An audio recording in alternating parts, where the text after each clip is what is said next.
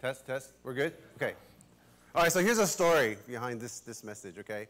So maybe like around a month ago, I was preparing for the bar, and Pastor David told me that this sermon and the one last week, basically we don't have any topics.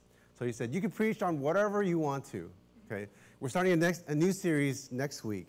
So there's no topic. You can just do free, whatever you want to do. So I'm like, okay, I don't know, what am I supposed to preach on? And so I was preparing for the bar too, so we didn't think about it too much.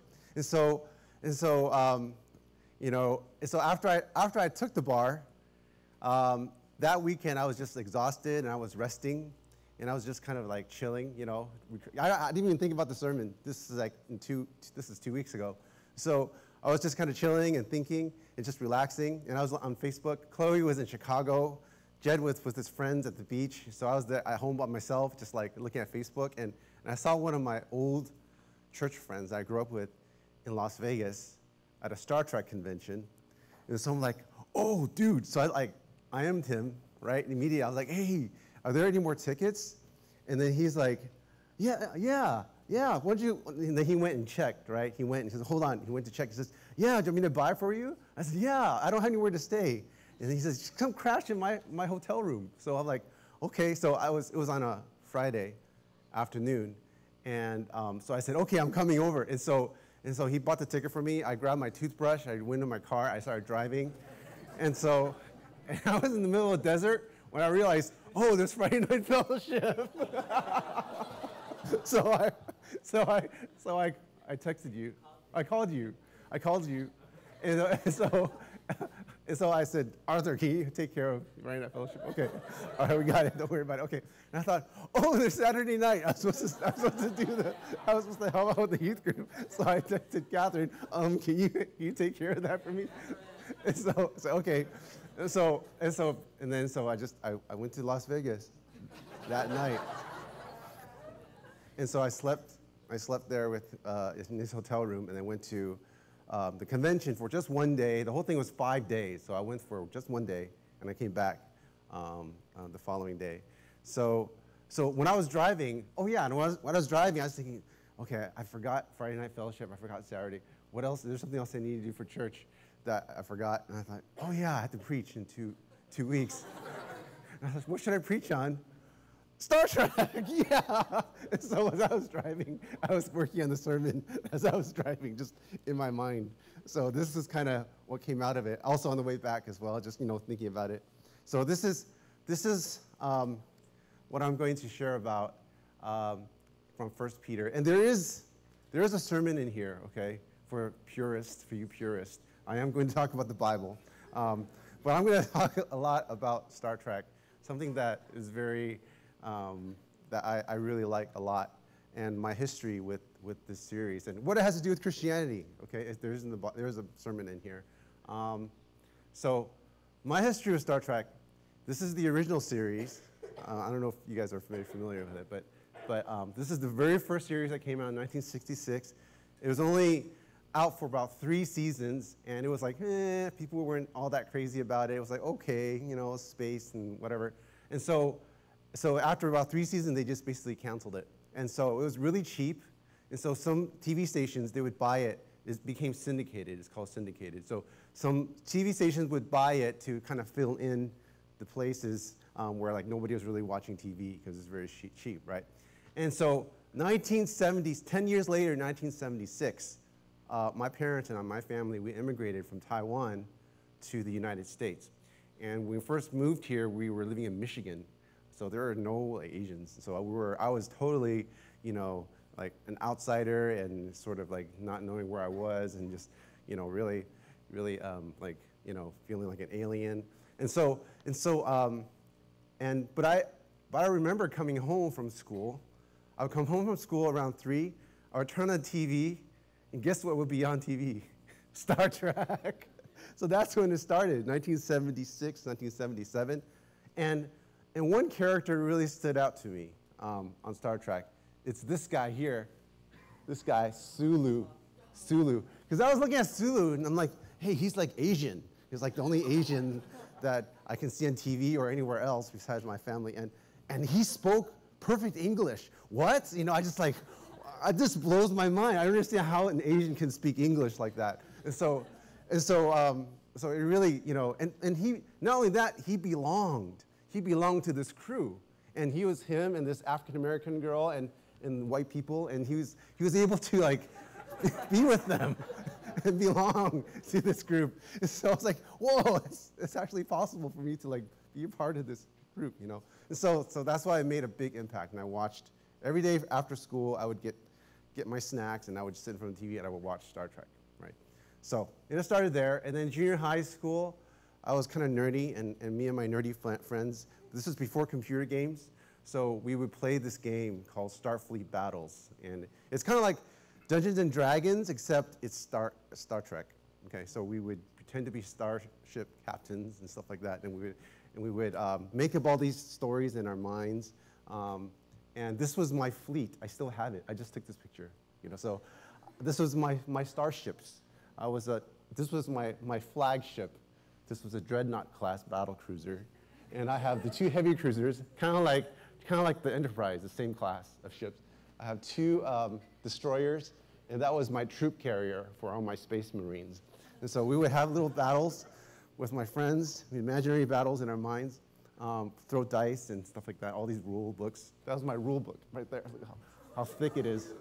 So we would play like this, and oh, these are 2 of my trophies. When we play with my friends, we would play for keeps. So basically, if your ship gets destroyed, you can't use it for like 2 or 3 games. You can't use it. But if your ship gets captured, you actually give it to the other person.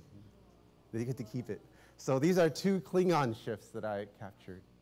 Those are my trophies. I still have it to this day. I got it from my friend.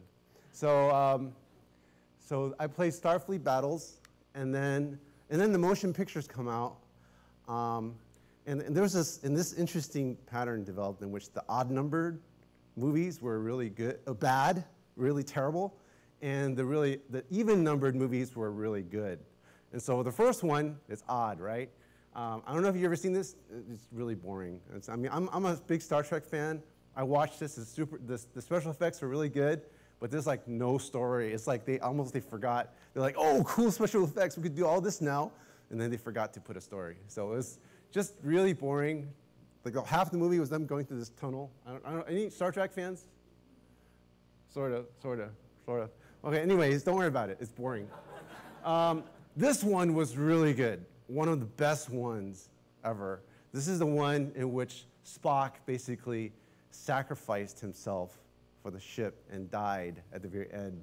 And it was so sad. I remember watching it with my friends in junior high, and I was like trying not to cry because, like, you know, we're guys. I'm like, well, I'm not crying, just, you know, something in my eye, you know. And, like, Spock was dying, you know, and Kirk is like, oh, I will always be your, Spock is saying, I shall always be your friend. And they were like, oh, separated by the glass. And so yeah, it was very sad. Really good, really, really good movie. The second one. Third one, odd, bad, bad, not a good movie. Really, really boring. They kind of resurrected Spock, and half the movie was this Vulcan ceremony with gongs and chanting. It was just really, really bad, really boring. The fourth one, even, good. It's kind of hokey in this story. They travel back in time or to our present, in 1986, in San Francisco to save 2 whales and bring it back to the future. It's weird. It's really weird. It's kind of weird, hokey, right? But it was actually good because it was Star Trek in the present day, 1986. You see them in San Francisco, you know, like, it's just really funny. It's a funny, one of the funnier ones. Final Frontier, number 5, bad, boring, not good. They go and they search out God, okay? They try to search out God, and God turns out to be an alien who's pretending to be God, who isn't really God. And I guess the only good thing about this movie, is at the end, when they find out this alien was not really God, he's pretending to be God, Captain Kirk, he doesn't say, see, there's no such thing as God. You know, he didn't say that. He didn't say, see, science, there is no God. Captain Kirk says, well, maybe God, the real God, is in here. He says that. I'm like, oh, yeah, he's almost kind of right. You know, I guess that's in the right direction. It's okay, but it's okay. So but the movie is just, no good, no good. Okay, number 4, even, good. Oh, 6, sorry, 6. Even means good, right? Undiscovered country, a lot of action, a lot of starship battles. But one of the main reasons why this one is good for me was because of here. Who's that? Sulu, Asian Star Trek character.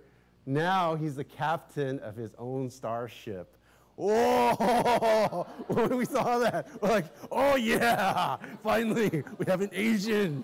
He's the captain, yeah. So that's why it was really good. And then the movies came out for the generations, the new generation movies. I'm not going to get into too much, but in a weird way, the pattern kept going. It was like odd, bad, even, good. You know, so the first one, bad, really terrible. Captain Kirk dies in the stupidest way possible by falling off a bridge. It's just dumb. Everyone was so upset that they would kill off Captain Kirk in the stupidest way possible. It was no good. Second one was good. Third one, bad. I don't even remember anything. You walk out of that movie theater in just 5 minutes, you don't remember what the movie's about. And number 4, good, okay? That's the Next Generation series. The reboot series. Oh, finally, they broke that pattern. I have to say they broke that pattern. No more odd, bad, even good. For me, all of them were really good. So I was very pleased with the whole series, especially since the directors are 2 of my favorite directors. J.J. Abrams, I became a fan of him watching Lost on TV. And so he is an excellent director. So he did the first 2, and the last one, Asian, Jason Lin. He's the director. He also did Fast and Furious, so which is one of I love Fast and Furious too. So very good. All 3 are very good. So okay, this was my first Star Trek convention. I took my son. This was Jed when he was. This is 10 years ago. So he's 18 now. Okay, so he's not. But this is me. I took him to my first convention. I couldn't take him this time because he was at the beach with his friends. So I just like, bye. I just left. And so this circle thing was from a very famous episode. It's a time guardian. It's kind of like a time machine. So this is me and him there. This is me on the bridge of Enterprise with him driving Enterprise. Me on the bridge of the Next Generation Enterprise, him driving again. This is us eating lunch at Quark's Bar. This was a set of Deep Space Nine, another series. It was on TV. So we had lunch there on the set, the actual set. That was really cool. He's looking at Data's head.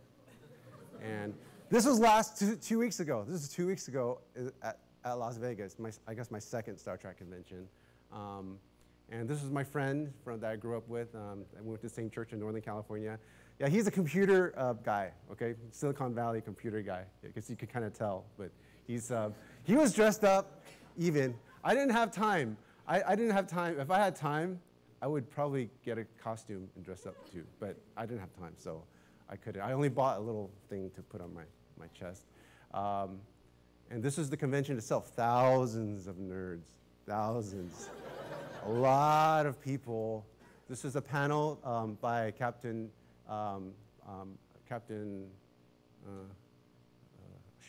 Next Generation, Captain Picard. And so this was one of the panels. A lot of people there, a lot of nerds. The set from the Enterprise, the original series. This is my friend. We were there looking at that set, and all of a sudden he's like, ah, to this girl, and then we're like, and they're like hugging, and he's like, oh, she's the Enterprise car rental lady in Las Vegas.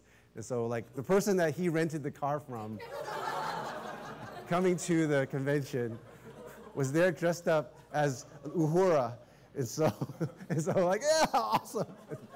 So they took a picture together.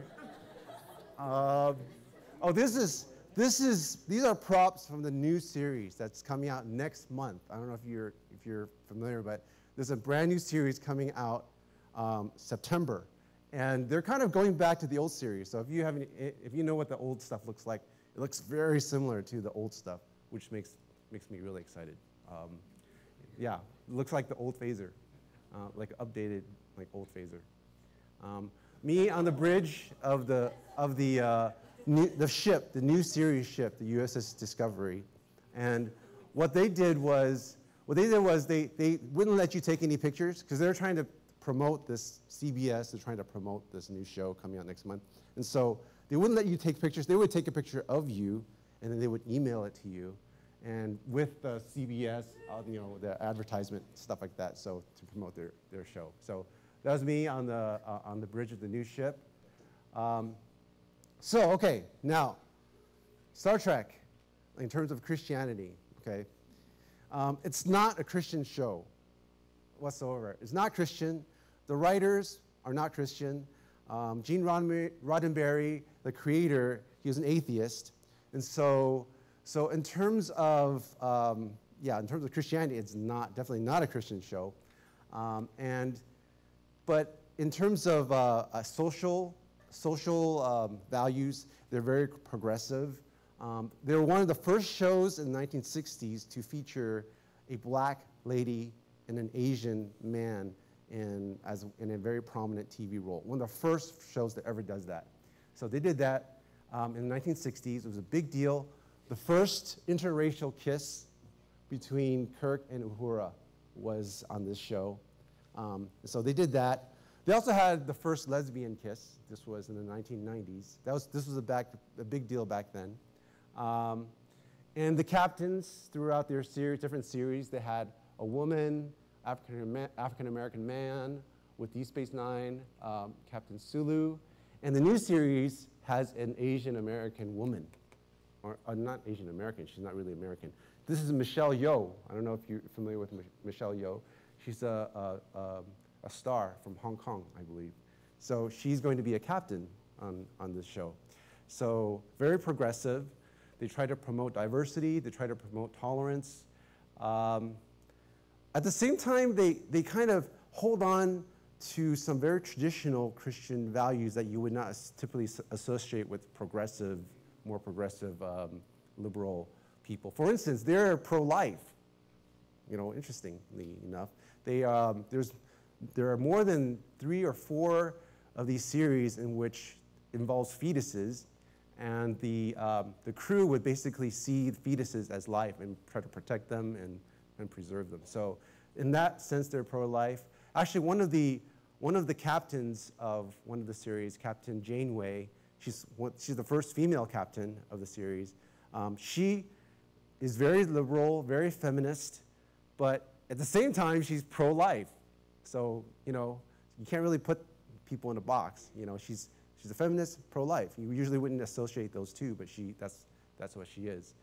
They're against cloning. They're against gene manipulation through the series. So kind of interesting. They hold to some Christian values. Some people would look at the series and be like, you know what, they're kind of anti-Christian because there are no Christian characters in the show, right? There's none of the main characters through all the series, through all of the movies, the TV series. Nobody says, I'm a Christian, I believe in Jesus. And something that some people say, well, that's because the future, we are now enlightened and we don't believe in myths and about God. But actually, it's not entirely true because there are religious, very religious characters, main characters in this different series. This guy here, Chakotay, he was in Star Trek Voyager. He's a Native American, Indian, and throughout the whole series, he would practice his Native American religion, tribal religion, and his spirit guide, I guess, would be a wolf, right here. So you can't say there are no religious characters in Star Trek. And we also have this guy here. He's a alien doctor in the series Enterprise, and even though he doesn't say, I'm a Christian, I believe in Jesus, but through the whole series, he would explore he's interested in religion. He would explore different religions. And in one of the episodes, he talks about going to Mass at St. Peter's in Rome, and going to Mass there. So I guess in the Star Trek universe, there are still Christians. At least there's Catholic Christians. If there's Mass in St. Peter's, there's a Pope. So then at least there's Catholic Christians. And so I can't really say Christianity is, Star Trek is completely anti-Christian, right? And also, this is the chapel. This is the chapel of the Enterprise. Captain Kirk performing a wedding. And there's a little, this would be more of like a multi-faith type of chapel, like what we have today in hospitals and stuff. And it seems like there's like this cross. Do you see that? Right there? Do you see that? Just a very sort of looks kind of like a cross. Not really sure. Maybe it's kind of a cross. And then there's like a triangle there. I don't know what that really means. But so you could say there is sort of religion in Star Trek.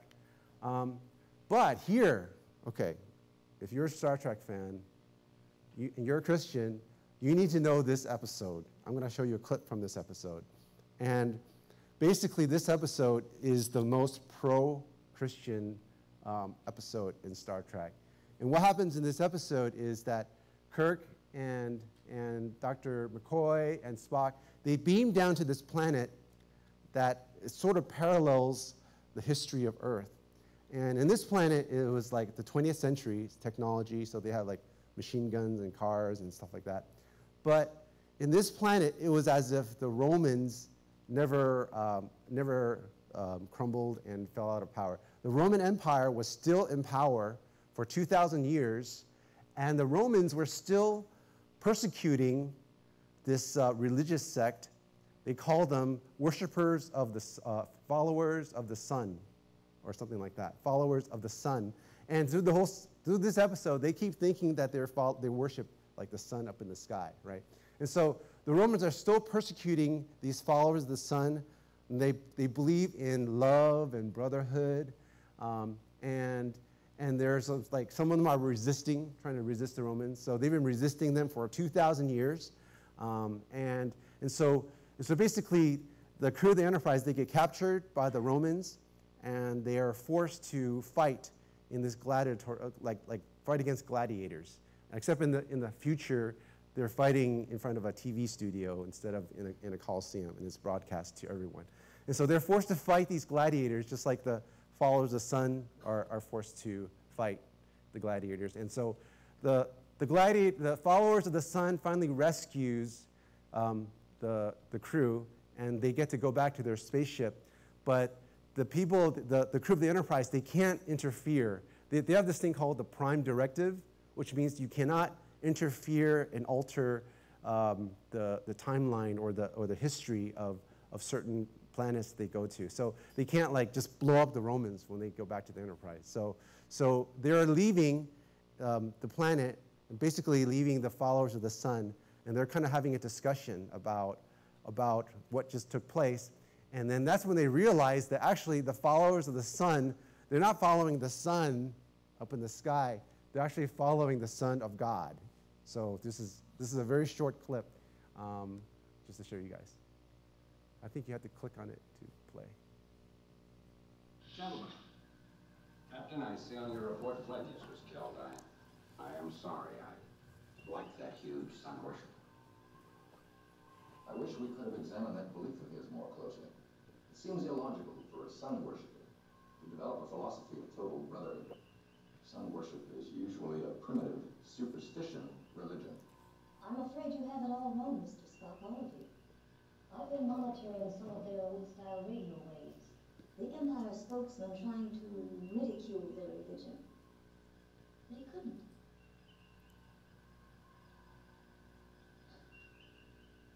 But don't you understand? It's not the sun up in the sky. It's the Son of God.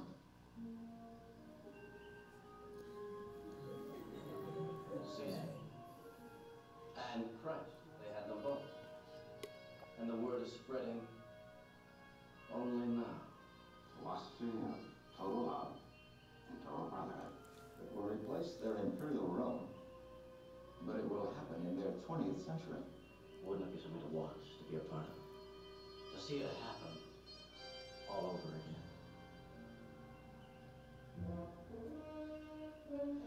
Mr. Chekhov, take us out a moment ahead, walk factor one. Yes, sir.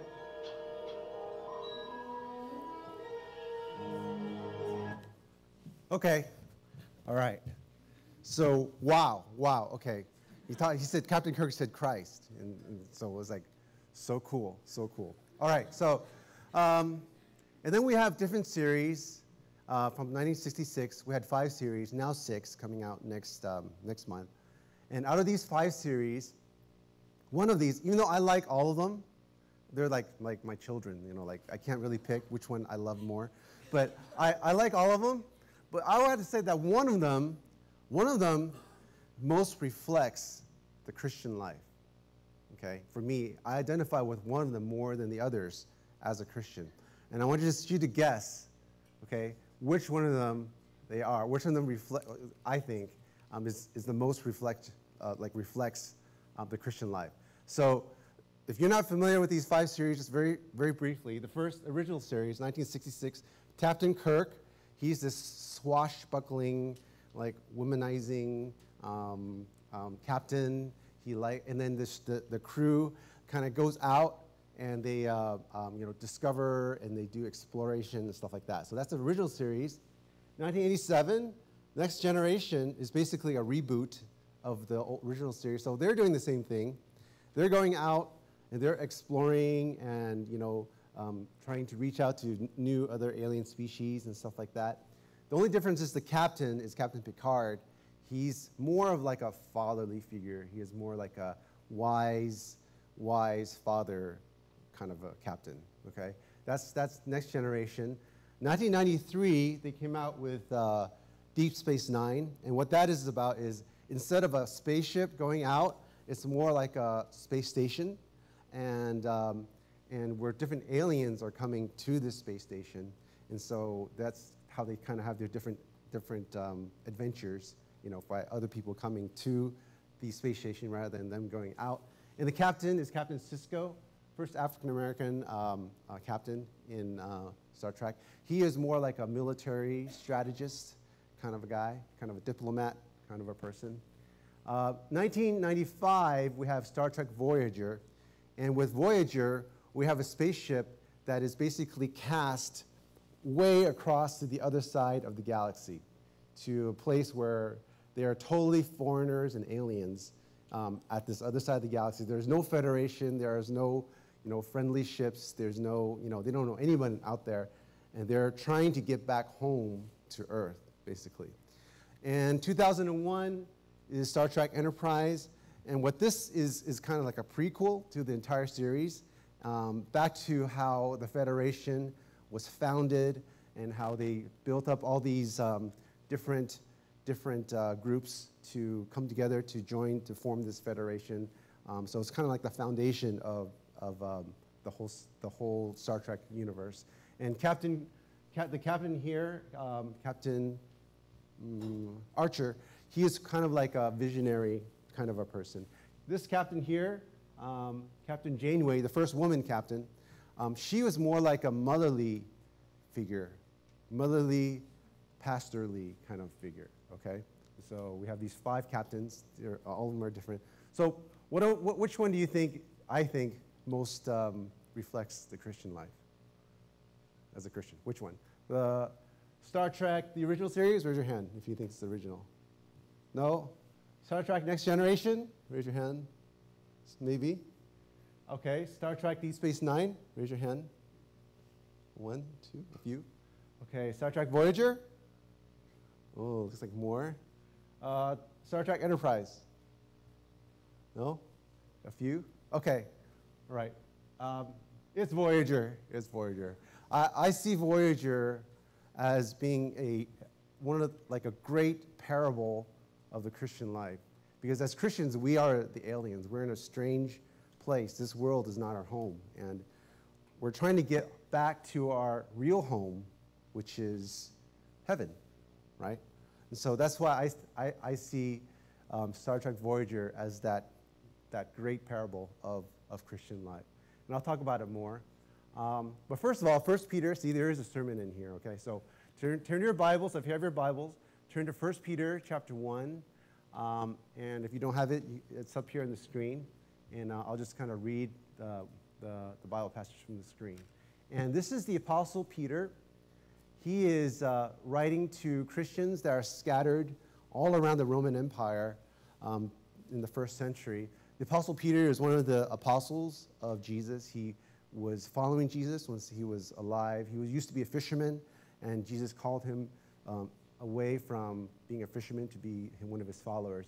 And after Jesus was crucified on the cross, the Apostle Peter continued with the other disciples to go around and plant churches and to lead the Christians all around the Roman Empire during the first century. And so this is the Apostle Peter, and that's me in Turkey, one of the places where the Apostle Peter is writing to. And where I'm sitting now is in that picture. This was 2 years ago. Where I'm sitting is the rubbles of the temple to Zeus. Zeus is the chief god at the Roman Empire. And these rocks here is part of the temple to Zeus. And down here where the tree is actually the altar where they would make sacrifices to Zeus. But now it's all like rubble and stuff like that. And so this is the people that the Apostle Peter is writing to. These Christians, they were being persecuted. They were basically shunned by the rest of Roman society because they refused to bow down and worship Zeus. They refused to worship the Roman Emperor Nero, who considered himself a son of Zeus. Kind of like, in China, it's like Wang Di, you're a son of heaven. And so in the Roman Empire, it's the same thing. You need to worship the emperor. But the Christians refused to do that, so they were persecuting them. And they were being driven away from the communities, driven out of their homes, out of their businesses, and shunned by the rest of society. And so this is who he's writing to. And he says, Peter, the apostle of Jesus Christ, to God's elect, strangers in the world, scattered throughout Pontus, Galatia, Cappadocia, Asia, and Bithynia, who have been chosen according to the foreknowledge of God the Father through the sanctifying work of the Spirit for obedience to Jesus Christ and sprinkling by his blood. Oops. Okay, so in Star Trek Voyager, they were also scattered. There was this alien called the Caretaker. I'm not going to get too technical, but this very powerful alien called the Caretaker, and this alien caused a spaceship to be thrown across the galaxy, our Milky Way galaxy, to the other side where they had no idea who was there and what was there, and this alien basically then dies. So now Voyager and the crew are trapped.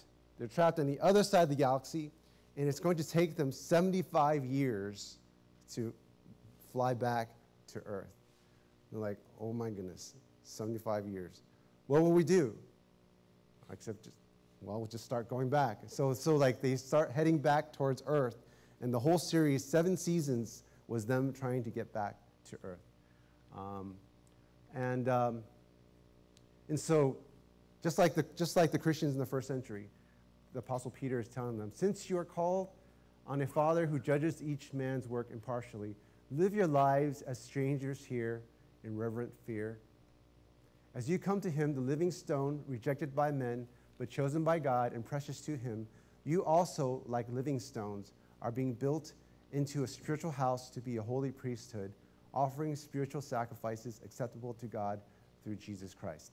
So these Christians who are being scattered, the Apostle Peter is telling them that God is taking each individual and building them up, bringing them together and building them up to become a new house, a spiritual house, and that this spiritual house will become the temple of God, to offer sacrifices to God through Jesus Christ. He'll also talk about Christ as the cornerstone of this house that they're building up. The cornerstone is the foundation, the first stone, the strongest stone of all the stones that make up this house.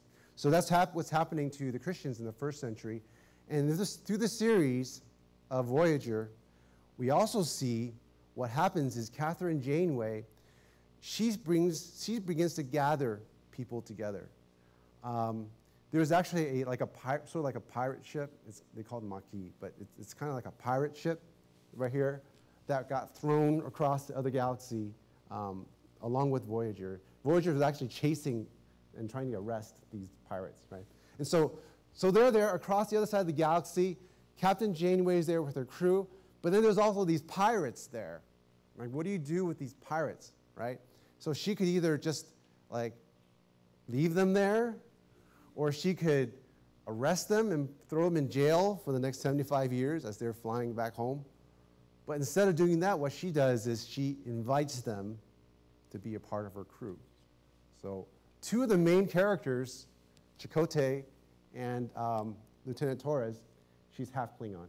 So that's why she has the thing on her head. But anyways, they were pirates, and Captain Janeway invites them actually to join her crew. And the captain, this was Chakotay. He was the pirate captain. He becomes her first officer on the ship. And through the whole series, they would encounter new aliens, and some of these aliens would join them and become members of her crew. This is Neelix. He was an alien that they encountered like the first or second episode, and he decided to stay with them because he was kind of like a refugee. You know, he didn't really have a home. He was kind of floating out there collecting junk. And so they invited him to join their crew, and he became a member of the crew, but he didn't have any technical skills. He didn't, you know, he wasn't a scientist, he wasn't a soldier, they weren't sure what to do with him, so they're like, hey, why don't you be our chef? So, okay, so he becomes their chef, but he becomes more than their chef, because what happens is that he would serve crew members food, and he would begin to talk to them, and the crew members would talk to him, and he would listen, and so he kind of became like a therapist on the ship. He's more than just, officially he was a chef, a waiter, but he was somebody that the crew would come and talk to and tell them about their problems and things like that. Seven of Nine, this was one of the favorites in the series. She was actually a Borg. This was one of the most dangerous and scariest enemies of human beings at the time, the Borg. She was a member of the Borg. Captain Janeway rescues her and actually invites her to be a part of the crew as well, and then she actually joins them. And this is the thing about Voyager that's different from all the other series. In all the other series, you're basically in Earth or around the Federation, so if you have conflicts with somebody, if you have a problem with somebody, if your personality just doesn't work well, you can always just transfer to another ship, or you could just go somewhere else or find another job. But in Voyager, they're stuck. They're stuck with each other. There's nowhere else you can go. You're on this ship. You're with these people. And throughout the series, you would see how Captain Janeway would have conflicts with people. Like every single person that she would have under her command, she would have conflicts, she would have problems, but she can't just kick them out of the space dock. She can't just beam them down the planet and leave them there. She had to keep them with her, and they had to work out these problems. And you see how they would have these conflicts, and they would work on it, and they would resolve it, and then her relationship with each of these people would grow stronger and stronger and stronger as the series goes on, until, they basically became a family. These crew members that were crew members on a ship became much more than just crew members. They became her family, the Captain Janeway. And she became kind of like their mom.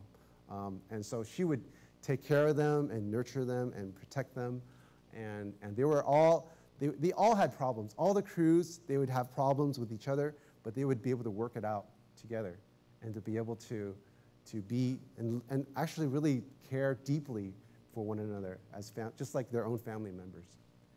So in the same way, just like in the first century, this is the Apostle Peter telling them, the Christians, you are a chosen people, a royal priesthood, a holy nation, a people belonging to God, that you may declare the praises of him who called you out of darkness into his wonderful light. And then this is the Apostle Peter telling them how these Christians, they were basically shunned by the rest of society. There was really nowhere else they can go. The only people that they had was each other. And so he's telling these Christians in the first century, finally, all of you live in harmony with one another. Be sympathetic. Love as brothers. Be compassionate and humble. And that's throughout the whole book of Peter. It's all about relationships, how to relate to one another. Talking about rulers and masters, husbands, wives, elders, and young men. And this is what he was saying. And then he says in verse 8, above all, love each other deeply, because love covers over a multitude of sins. And last week, Pastor David showed you guys a picture of the dishes, talked about how church is messy.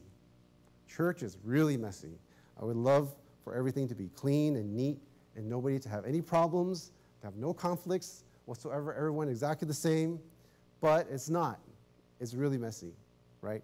We are all sinners.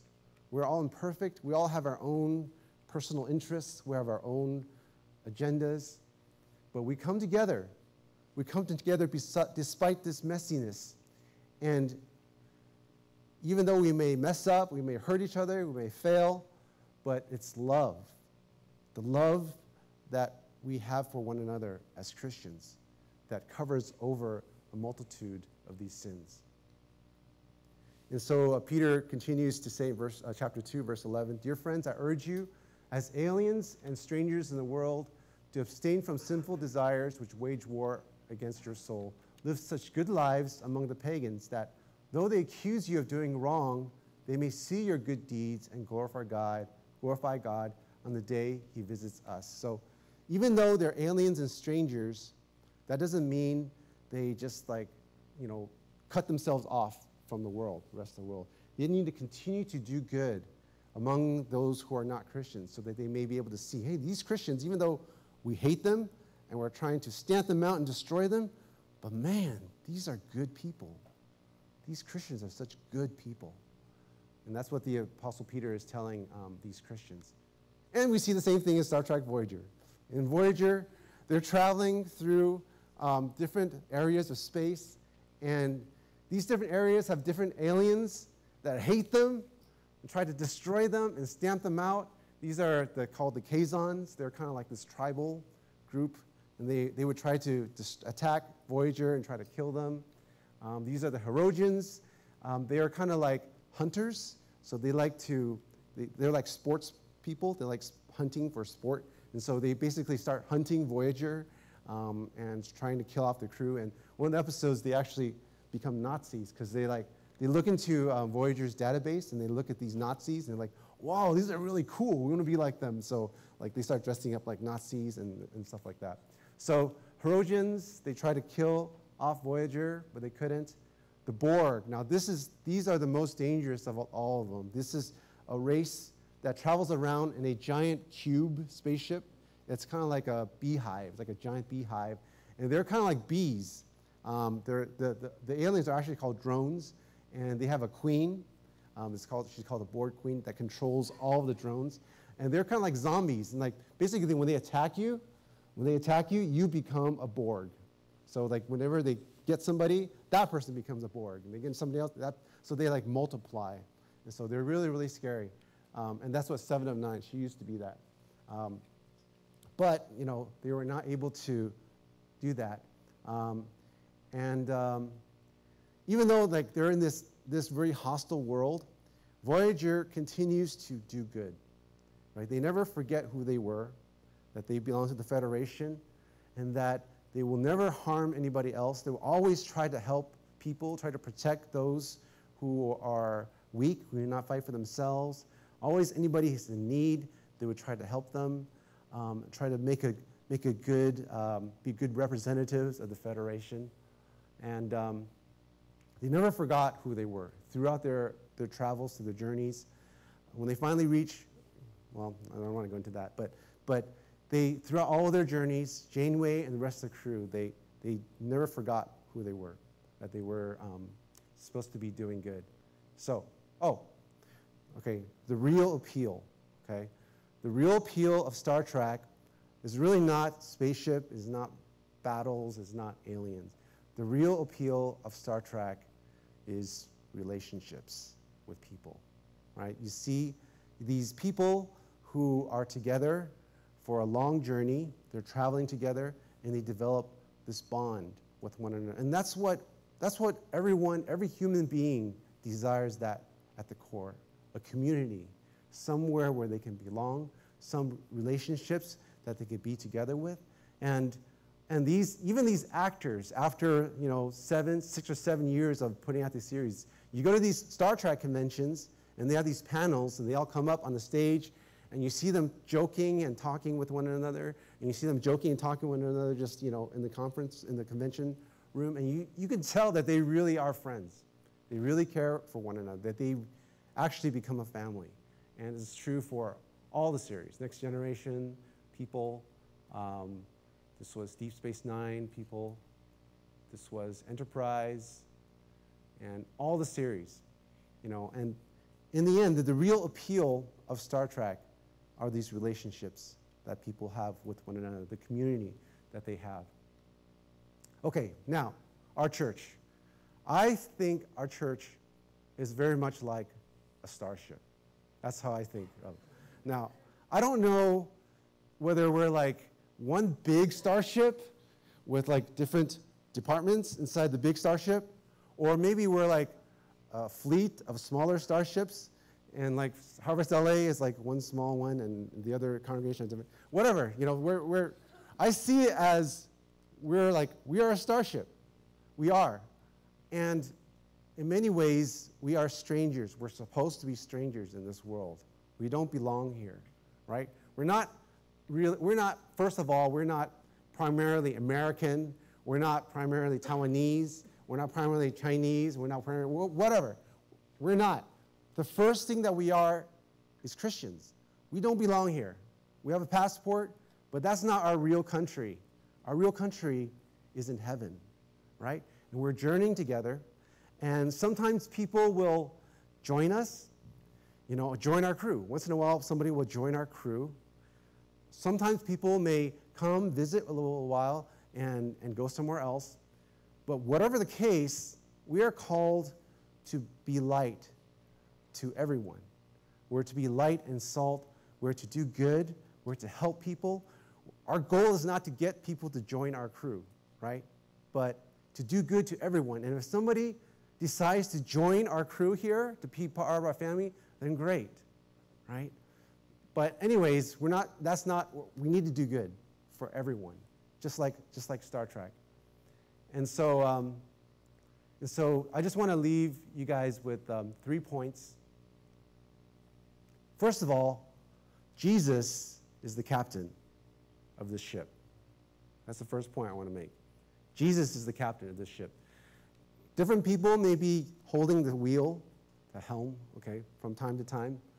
But in the end, it is Jesus. He's the one who leads, and he's the one who guides. The person standing there holding onto the wheel at any particular time, I don't know if you want to say it's the pastors, I don't want to say it's the elders, I don't want to say if you think it's the congregation members, as a democracy, whatever. It's not really, we're not really in control.